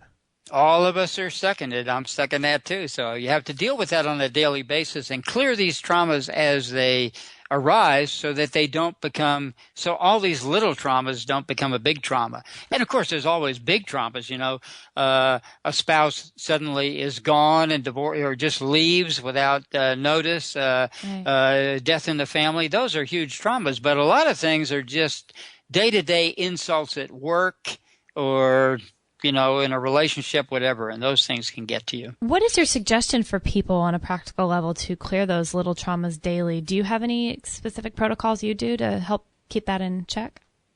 Yawn and stretch. It's called pandiculation. That's one of the best things to do. The other thing is to go through a color recycling. All you have to do is think the following colors: black, gray, brown, red, orange, yellow, green, blue, indigo, violet, white. We just recycled your entire audience. So black, gray, brown, red, orange, yellow, green, blue, indigo, violet, and white. Yep. Black is the father, gray is the mother, brown is conception. Then you get Roy G. Biv for the entire spectrum of colors, and you clear in white, and then you go to clear. But you don't even have to say clear. You just have to have a body felt good memory then about when you really felt good, when you were a child on a swing, when you first tripped to the beach, when you're playing in the waves, when you're giggling, that kind of thing. The body felt memory keeps like they say, you get rid of one devil, seven's come in. So you want to get through the colors, and then you want to have this happy, happy, happy thought. And we all have it within us, because we wouldn't be alive unless we had a comparison to see what life can be like, and isn't for many people when they get illness. But they can. If they live in the now, they don't have those traumas. Now doesn't have trauma and doesn't even have karma. How can you have karma if there's no time? Yeah, that's true. That's true. Adam, it was fascinating that I found yesterday. I was telling Kate yesterday while I did my little sauna session, and typically I usually watch things on Gaiam. I'll put a little documentary on about money or finances or government stuff or just whatever. I'll watch educational material when I'm in there and doing my rebounder as well. But yesterday I just felt a real need to just laugh, and so I don't ever really do this, but I watched this comedian do stand-up. His name's Bill Burr. He's just so funny. And so I was watching him. I was just cracking up the whole time, and I just thought, smiling and laughing has got to be the best medicine for people. Laughing has been called internal jogging for the liver. Internal jogging for the liver. You know what? Is that true? Because when I was having liver problems, I had a friend in town here, and we were laughing so hard for about 3 weeks straight, laughing more than I've ever laughed, and my liver would hurt and seize up, and then afterward it would feel amazing. Oh my gosh. Yep. It's a clearing. And sometimes with any kind of clearing, you sometimes take it in moderation if it's going to be too much. But yes, laughing is the best thing you can do for your liver. Oh my gosh. Isn't that great? And I think you release all kinds of hormones when you smile and when you laugh too, right? You do. Automatically, the body language creates the chemistry. The chemistry does not create the body language. Well, let me amend that. Your emotion creates the body language, and then the body language becomes habitual. It comes back on you and becomes your habit. But if you start from scratch and go within the real within, which is without as well as within, then you start eliminating that piece by piece. Some people can do it instantly. Some people can know everything in a split second. Other people take a long time, but you're headed in the right direction as soon as you start realizing that you have those options. Yeah, fascinating stuff. And we did an interview with Dr. Joe Dispenza, who talks about the placebo effect. And he talked about that whole kind of cycle that you just talked about, where it just becomes this perpetuating thing where you can sort of step into a new personality. And then as a result of that, you create a new personal reality for yourself based on these emotions and energy and feelings that you can get into.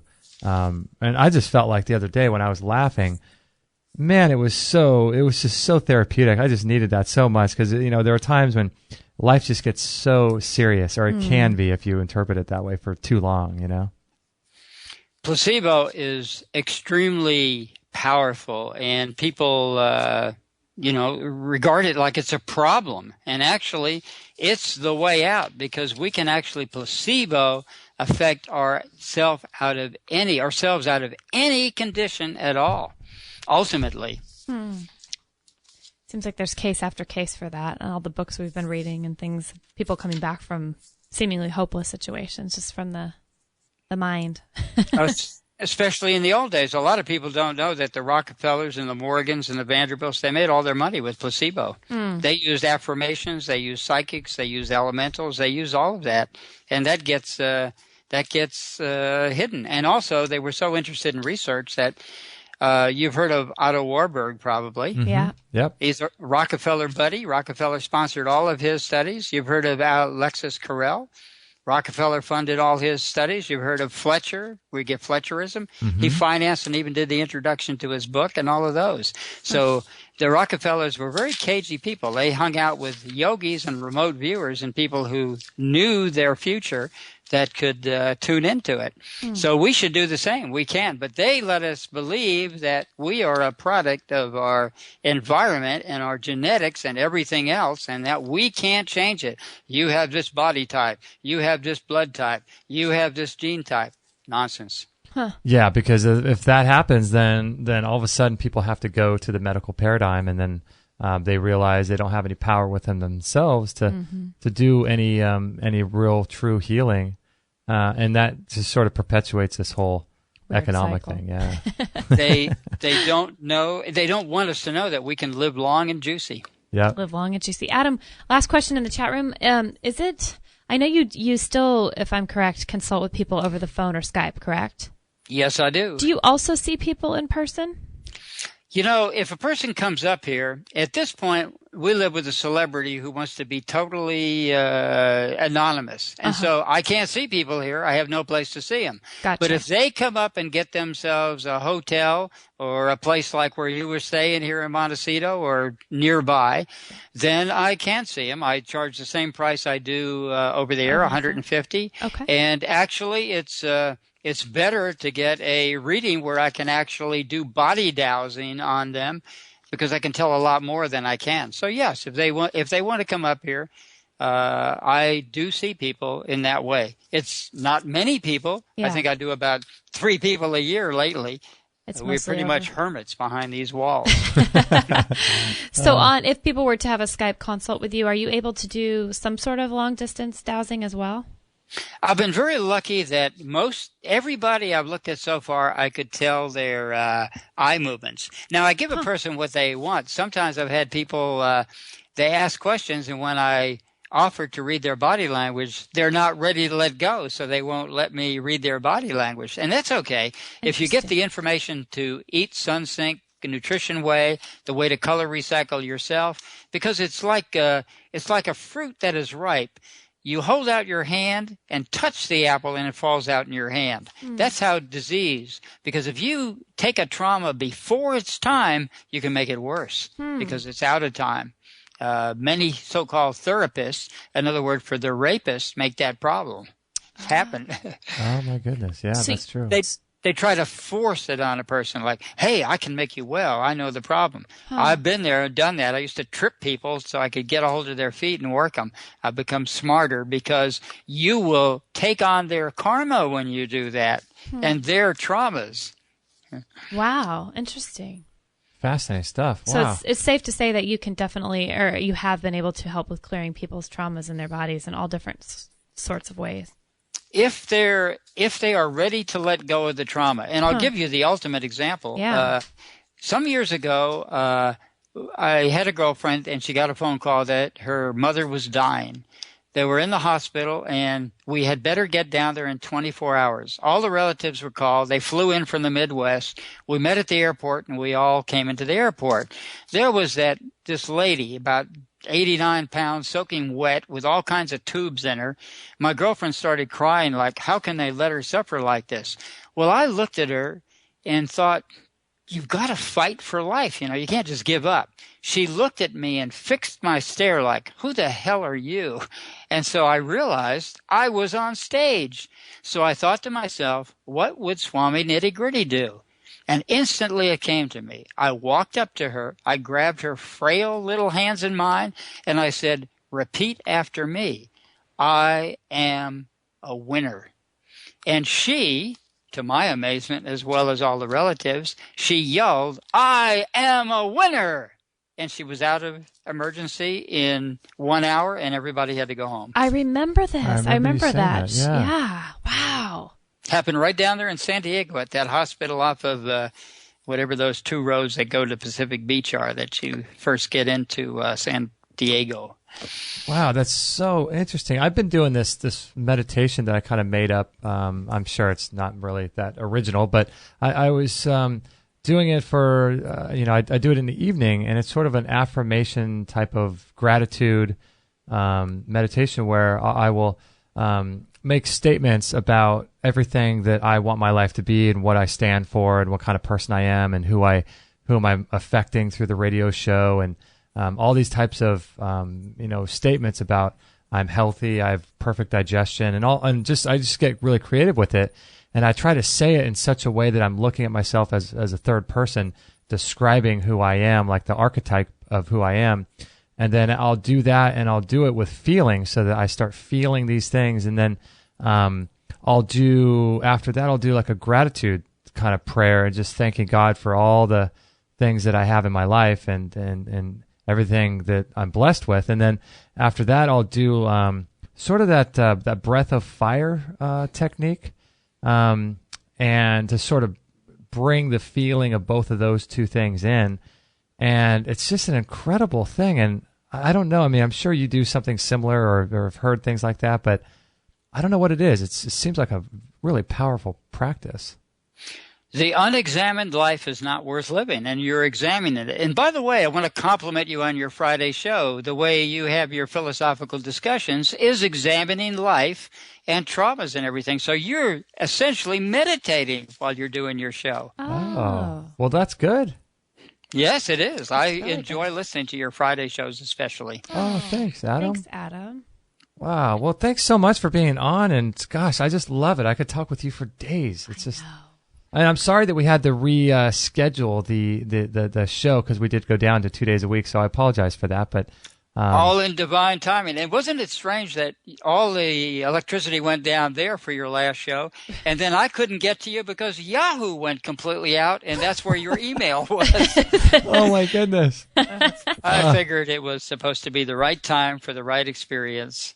Yeah, and that's what I was thinking too. I was really bummed because I wanted to do the show with you. I was so looking forward to talking with you, but when it happened, I just we've been a lot better lately at just letting go and just realizing, okay, if we miss this light and we're late to this appointment, then there's some reason for that, or if we can't talk to Adam today, there's some reason, we don't know what it is, and just if there weren't a reason for it, it wouldn't have happened, I guess so.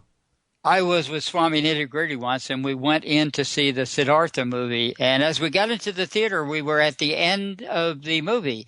And Swami Nitty Gritty turned to us and said, "Are we early for the second movie or late for the first movie?" I love it. That's a great way to look at it. That's perfect. That's hilarious. So there's always a second show. Oh, I love it. I love it. Well, Adam, you are welcome on any time that you want, because I just get a kick out of talking to you, and I think our listeners do too. I know they do. Yeah, it's just so awesome. Thanks for your time today. I know you had a double show today over with Patrick's website, so thanks for your time, for your energy today. My pleasure. Sometime when you're up in Montecito, we'll get together. Absolutely. We got to do that. That would be awesome. For sure. I love that. All right, hang on the line there, Adam. We're going to close out the live show to all of our listeners, and we appreciate all of you guys joining us after the holiday weekend of Thanksgiving, so we appreciate that. And we do broadcast live 2 days a week on Monday and Friday at 9 a.m. Pacific time. So if you want to join us there, you can do that at extremehealthradio.com/live. And don't forget to pass this show on to your friends. If you have any people in your life that you think would be interested in this kind of information, it's very, very out there, very different. But I know there's millions of people out there that would enjoy this. So please pass the show on to your friends. If you would do that, we would greatly appreciate that. And it's an honor to be here with all of you guys in the live chat room, and it's our honor to help you as much as we possibly can. So I want to thank you all for that, and thank you for joining us. Right? Yes, that was so much fun. That was so cool. Thanks, guys. All right, everybody. Thank you. Great week until Friday. Yes, thank you so much. All right, Thanks, Adam. Next time we come up there, let's grab a green juice or something. Please do. Let us know. That would be Absolutely awesome. will. Okay, cool, Adam. I'll be in touch as soon as I possibly can, maybe today or tomorrow with the link. Great. Please do. Awesome. Thanks, Adam. Looking forward to it. Have a good one. Okay, you too. Thanks. Live long and juicy. Yay! I love it. You too. Bye-bye. Bye-bye. Really cool stuff with Mr. Adam Bergstrom. We've got a lot to digest with this particular one, don't we? No pun intended. Man. In our world, yeah, that's a funny joke. He is just awesome. So we're going to run a little break. Got lots to talk about after the break, so hang tight, and we'll be right back right after this. So recently we had a really, really great doctor and author on our show, Dr. Doris Rapp, and she was on episode number 56. And she talked about these really great Austin air purifiers and the necessity of having clean air in your house. And she was talking about how inside of our houses, the air is very, very toxic, and it's more toxic than even outside. And the reason is because there's chemicals that are off-gassing from our paints that are in our house, our chemicals and our carpets and the dust and the pollen and the mold and everything else that's inside the air of our house. And we don't get good ventilation. And so having some of these air purifiers are really, really critical. And I spoke with her at length off the air about why she likes these Austin air purifiers and why she promotes them. And it turns out that not only do they get rid of the pollens and the allergens and the dust and the particles and everything that's floating around in your air like most purifiers do, which is great, but they also get rid of, I think, 3,000 different chemicals that are inside. They're just floating around your house. And these things end up in our lungs and in our bloodstream and all of that kind of stuff. And Doris Rapp has been researching this kind of information for many, many years. I think she's in her 80s now, so she really has a handle on which products are good and which products are not so good. And she recommends the Austin Air. And after talking with her, doing a ton of research on my own, and speaking with a company and looking into it from a lot of different angles, we agree with her. So if you're interested in a good quality air purifier, check it out. You can learn more at extremehealthradio.com/Austin, and you'll be redirected to a website that will sell these things. And they're really, really great machines, and I highly recommend them. If you have a baby, you want to have these things in their room or in the room where you sleep. or you can take them out and put them in your family room. So if you want to listen to that episode, extremehealthradio.com/56 to learn what she says about them, feel free, but we highly recommend them. So it's extremehealthradio.com/Austin, or you could check out our store and learn more about it on there as well. So thanks for listening, and let's get back to the show. All free shows, all the time, on Extreme Health Radio. Dogs have no Opening minds and transforming shame. lives They just do whatever they worldwide. want. Join our community today. Sign up to our email list and instantly get our free gift to you, along with loads of inspirational content and cutting-edge tips to help change your life at extremehealthradio.com/subscribe. Puppy kissing my mouth. Ah! Thanks. Oh, Yawning and stretching. That's what she does all day long. I know, right? Getting rid of your trauma. Yawning and stretching. Are we on? You know what? I never even turned us off. I forgot to mute us. Oh! This whole time we're playing with Maggie. So everyone heard me screaming because Maggie was sticking her tongue in my mouth? Oh, my Yeah. goodness. That's Interesting what hilarious. Adam said about the dachshund. Yeah, I love how right? he had to use that example because, man, Maggie got smacked with her leash one time when we first got her. Uh-huh. We had one of those retractable leashes, and I tripped on the curb. I wasn't used to walking a dog, apparently. Never Right. had a dog. And the thing retracted and smacked her, and she ran up the street just freaking out and then hovered in the corner right by our stairs at our house. At least she made it home. Yeah. But has not been the same since. So every time we try to put the leash on her, she looks the other way. She just, it's so traumatic. And she's so upset about the leash. So upset But she about loves the leash. walking. Isn't that funny? Yeah. Weird. And I tell you, I don't know where Adam gets this information. Who is Adam Bergstrom? What was the name that he used for the Ayurvedic? He said if that person had done a little research and done more into the esoteric side of Ayurvedic, and then he gave a name for that. What was that? I don't know. I'm going to have to go back and re-listen to it. It reminded me of when he said it, the word dextrinized, but I could be wrong. Mm-hmm. So it's cool because with every show, there's always, one or two nuggets that I get. And I think that's what is so beautiful about listening to people and shows and talks and things, is if you get one thing out of it. In this show, I got a few things out of it. I got how to dextrinize food. Mm-hmm. So that'll be, so you put it, you cook it as normal, and then you put it in the oven again for another 20 minutes at around 180. Low temp, yeah. Or 180 to 200 low temp. So that's cool. Very practical. I got the engram thing, and so that was interesting. Information about the engram, about how there could be engrams that prevent you from doing certain things in life. Weird. And what was the other one I got? Engrams are a weird thing. Oh, and then the other nugget that I got was just how important it is to eat food that's the correct temperature. Because I realized that this cold sort of raw food diet didn't work for me. But now I'm realizing, like, okay, so your stomach likes food, I think, like, what do you say, 101 degrees? I think that was warmed up a bit. Above body temp. Yeah, so that to me sounds like something that I needed to be better at. Because he answered that in regards to the question that you asked about the salad, right? Mm-hmm. Yeah, because most people eat salad coming right out of the fridge. Right. And so to eat food that's warmer in temperature, I mean, that goes along the lines of what the Ayurvedic people say. So at least for the Vata body type, which is what we're doing. Yeah. Don't you think it's kind of like a conglomeration of putting a bunch of things together? I mean, I know I've been blogging every night for what I call the Feel Good Project. It's been a month, actually. I think it's been a month today. Yeah. That I started it. And it's like, oh my gosh, the more I find out about all these different foods and different timings and different things that could cause different problems and different temperatures, different lifestyles. Oh man, it's not frustrating. It gives me a lot of hope, actually, but there is a lot to this stuff. There's a lot to this stuff. There's a lot to feeling good, man. My gosh. There's a lot to feeling good, and then there's but if you it's really simplistic, but it's we've moved so far away from our natural way of living. So we've moved so far away from being able to listen to our body, from living in boxes and houses with chemicals and carpets and working and stress and cell phones and all this stuff. We're so far removed from how we should be living life that it seems like it's really complicated and complex to figure out how to get your health back. But when you return to nature, you sort of do these things that Adam's talking about naturally. And Daniel Vitalis talks about how to rewild yourself, and it's really simple. It's almost like a baby doesn't have to be taught how to breathe, or you do these things just naturally. Right, a butterfly gets out of the cocoon and starts flying. Yeah, you need a lesson.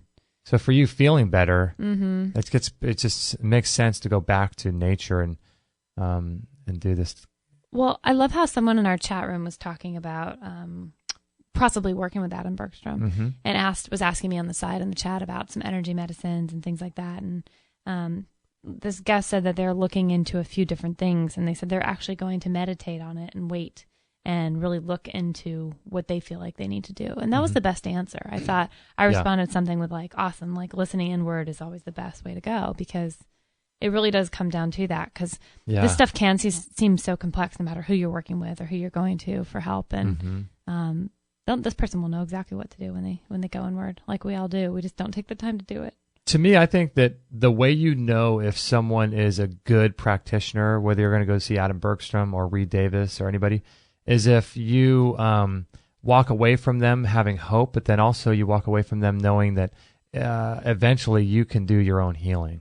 Amen to that. That's because when you start getting into a situation where you're creating a dependency upon the practitioner, that puts into play a lot of assumptions that are being borrowed from the medical paradigm.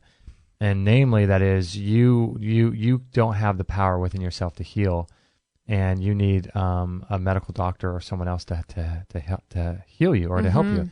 And the same holds true for naturopathic doctors too. Unless, if the naturopathic doctor gets you back to baseline, gets you back to feeling good, and they can make you feel powerful enough to remain healthy and to always remain healthy and never need them again, that's the type of person you want to go see. Right. What was it? What was that? I've read it in a few different books that back in the day, doctors were paid to keep you well or sick. Yeah, to keep you well. Is that what it was? And if you got sick, then they didn't get paid. Yeah, I think that was part of the ancient Chinese paradigm. I think that was, yeah. Well, yeah, so as long as you were well, they got paid. They got paid. Right. And then as soon as you were sick, they didn't get paid, so they were really motivated. It's just the opposite of... Right. Talk about the best system ever, in my opinion. Yeah. It probably used to work so much better, but... Totally. Crazy, right? Yeah, Adam Bergstrom, man, I'm so fascinated by that guy. I love him. I do too. He's just so great. And next time we're up there, we'll have to go say hi to him. Absolutely. I would have this last time, but you weren't with me. I know, right? I was with a friend, and I want to go with you. Yeah, Adam's somebody we got to meet together for the first time. Yeah, totally. Really, really neat guy. I love him. Fascinating guy, and I don't know where he gets this information, but you're not going to get it at any... You're not going to get on WebMD, that's for sure. CNN.com, they don't have any Adam Bergstrom articles on there. Yeah. They'd be smart too, though, wouldn't they? They would, yeah. I love him. I love his work he's doing. He's awesome. All right. I think that wraps up show number 2 for today, huh? Wow, yeah.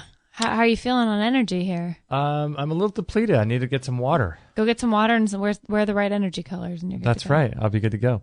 I just want to let everyone know that this week we have Black Friday deals. So what I did on Black Friday and Cyber Monday is, if you guys are in the market to get some really good deals on things, I put together a list of 22 different companies that we promote and that we are really big fans of, and we use their products and all that, and put them all on one page. So that's extremehealthradio.com/Black Friday. And if you want to check it out, by the time you're listening to this, if you're listening to it in the future, I'm not sure if any of these deals are going to be still there, but for right now, they are still there. I think through this week, through some of them, like the Morocco method. I was going to say some last a little bit longer, huh? And some are through the holidays. Like, don't we have a Q Laser promotion going through the whole holiday season? Yeah, and the Ceramicor. Yes. The cookware, toxic-free cookware. So there's lots of great deals. So you might want to check out that page. But if you'd like to support us, our costs seem to continually keep going up. And in order to do this and produce this show, and for you, Kate, to be out of work, we'd greatly appreciate any support you could give us. Oh, you guys. It's been amazing, the stuff that has come in. But... yeah, to help make this my full-time thing, I could use some more support for sure. Yeah, definitely. So if you want to support us, we do take donations, and our shows are all 100% free.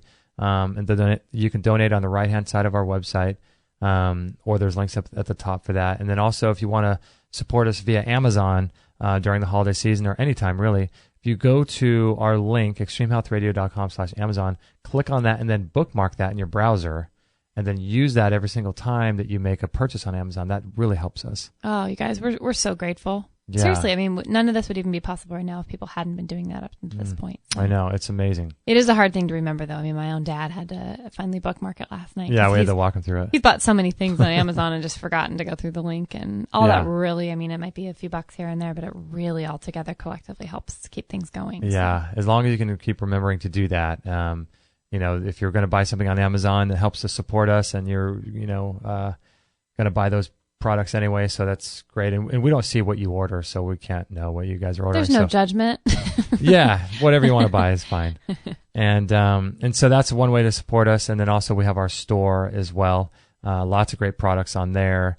The Bellicon rebounders, the saunas that we have, the biomat that we sell, all kinds of really great stuff. Blenders and juicers and all kinds of how-to programs and courses, all on our store too. And if Maggie doesn't get her act together, she might find herself on the store. Oh, we should put her on there. For any Extreme Health Radio listeners that want to deal with a crazed wiener dog. With a crazy wiener dog.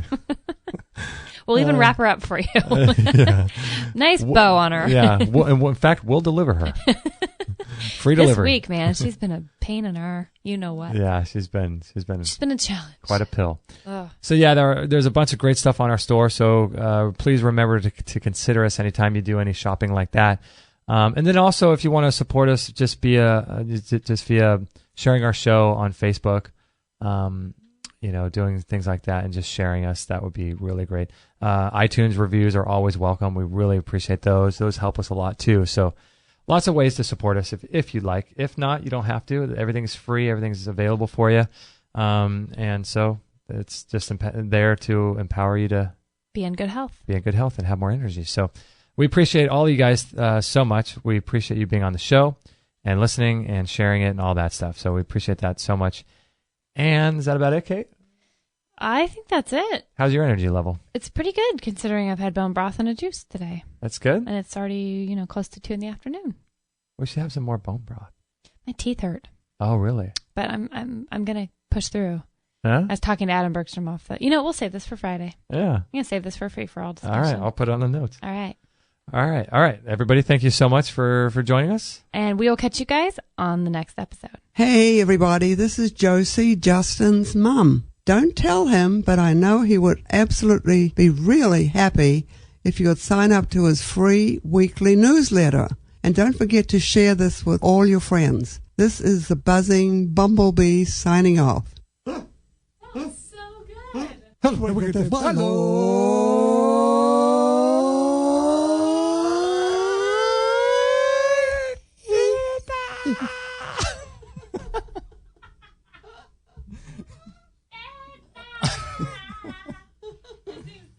Oh my gosh. Thank you for listening to this episode. It's time to go for now, but our mission does not end with this show. Justin and Kate will be back with another interview packed full of ideas, discoveries, and unique ways to regain your health. Head on over to extremehealthradio.com/subscribe and instantly download our free gift too that contains cutting-edge strategies to start making healthy lifestyle changes today. No material on this blog is intended to suggest that you should not seek professional medical care. Always work with qualified medical professionals, even if you educate yourself in the field of live food, nutrition, and alternative medicine.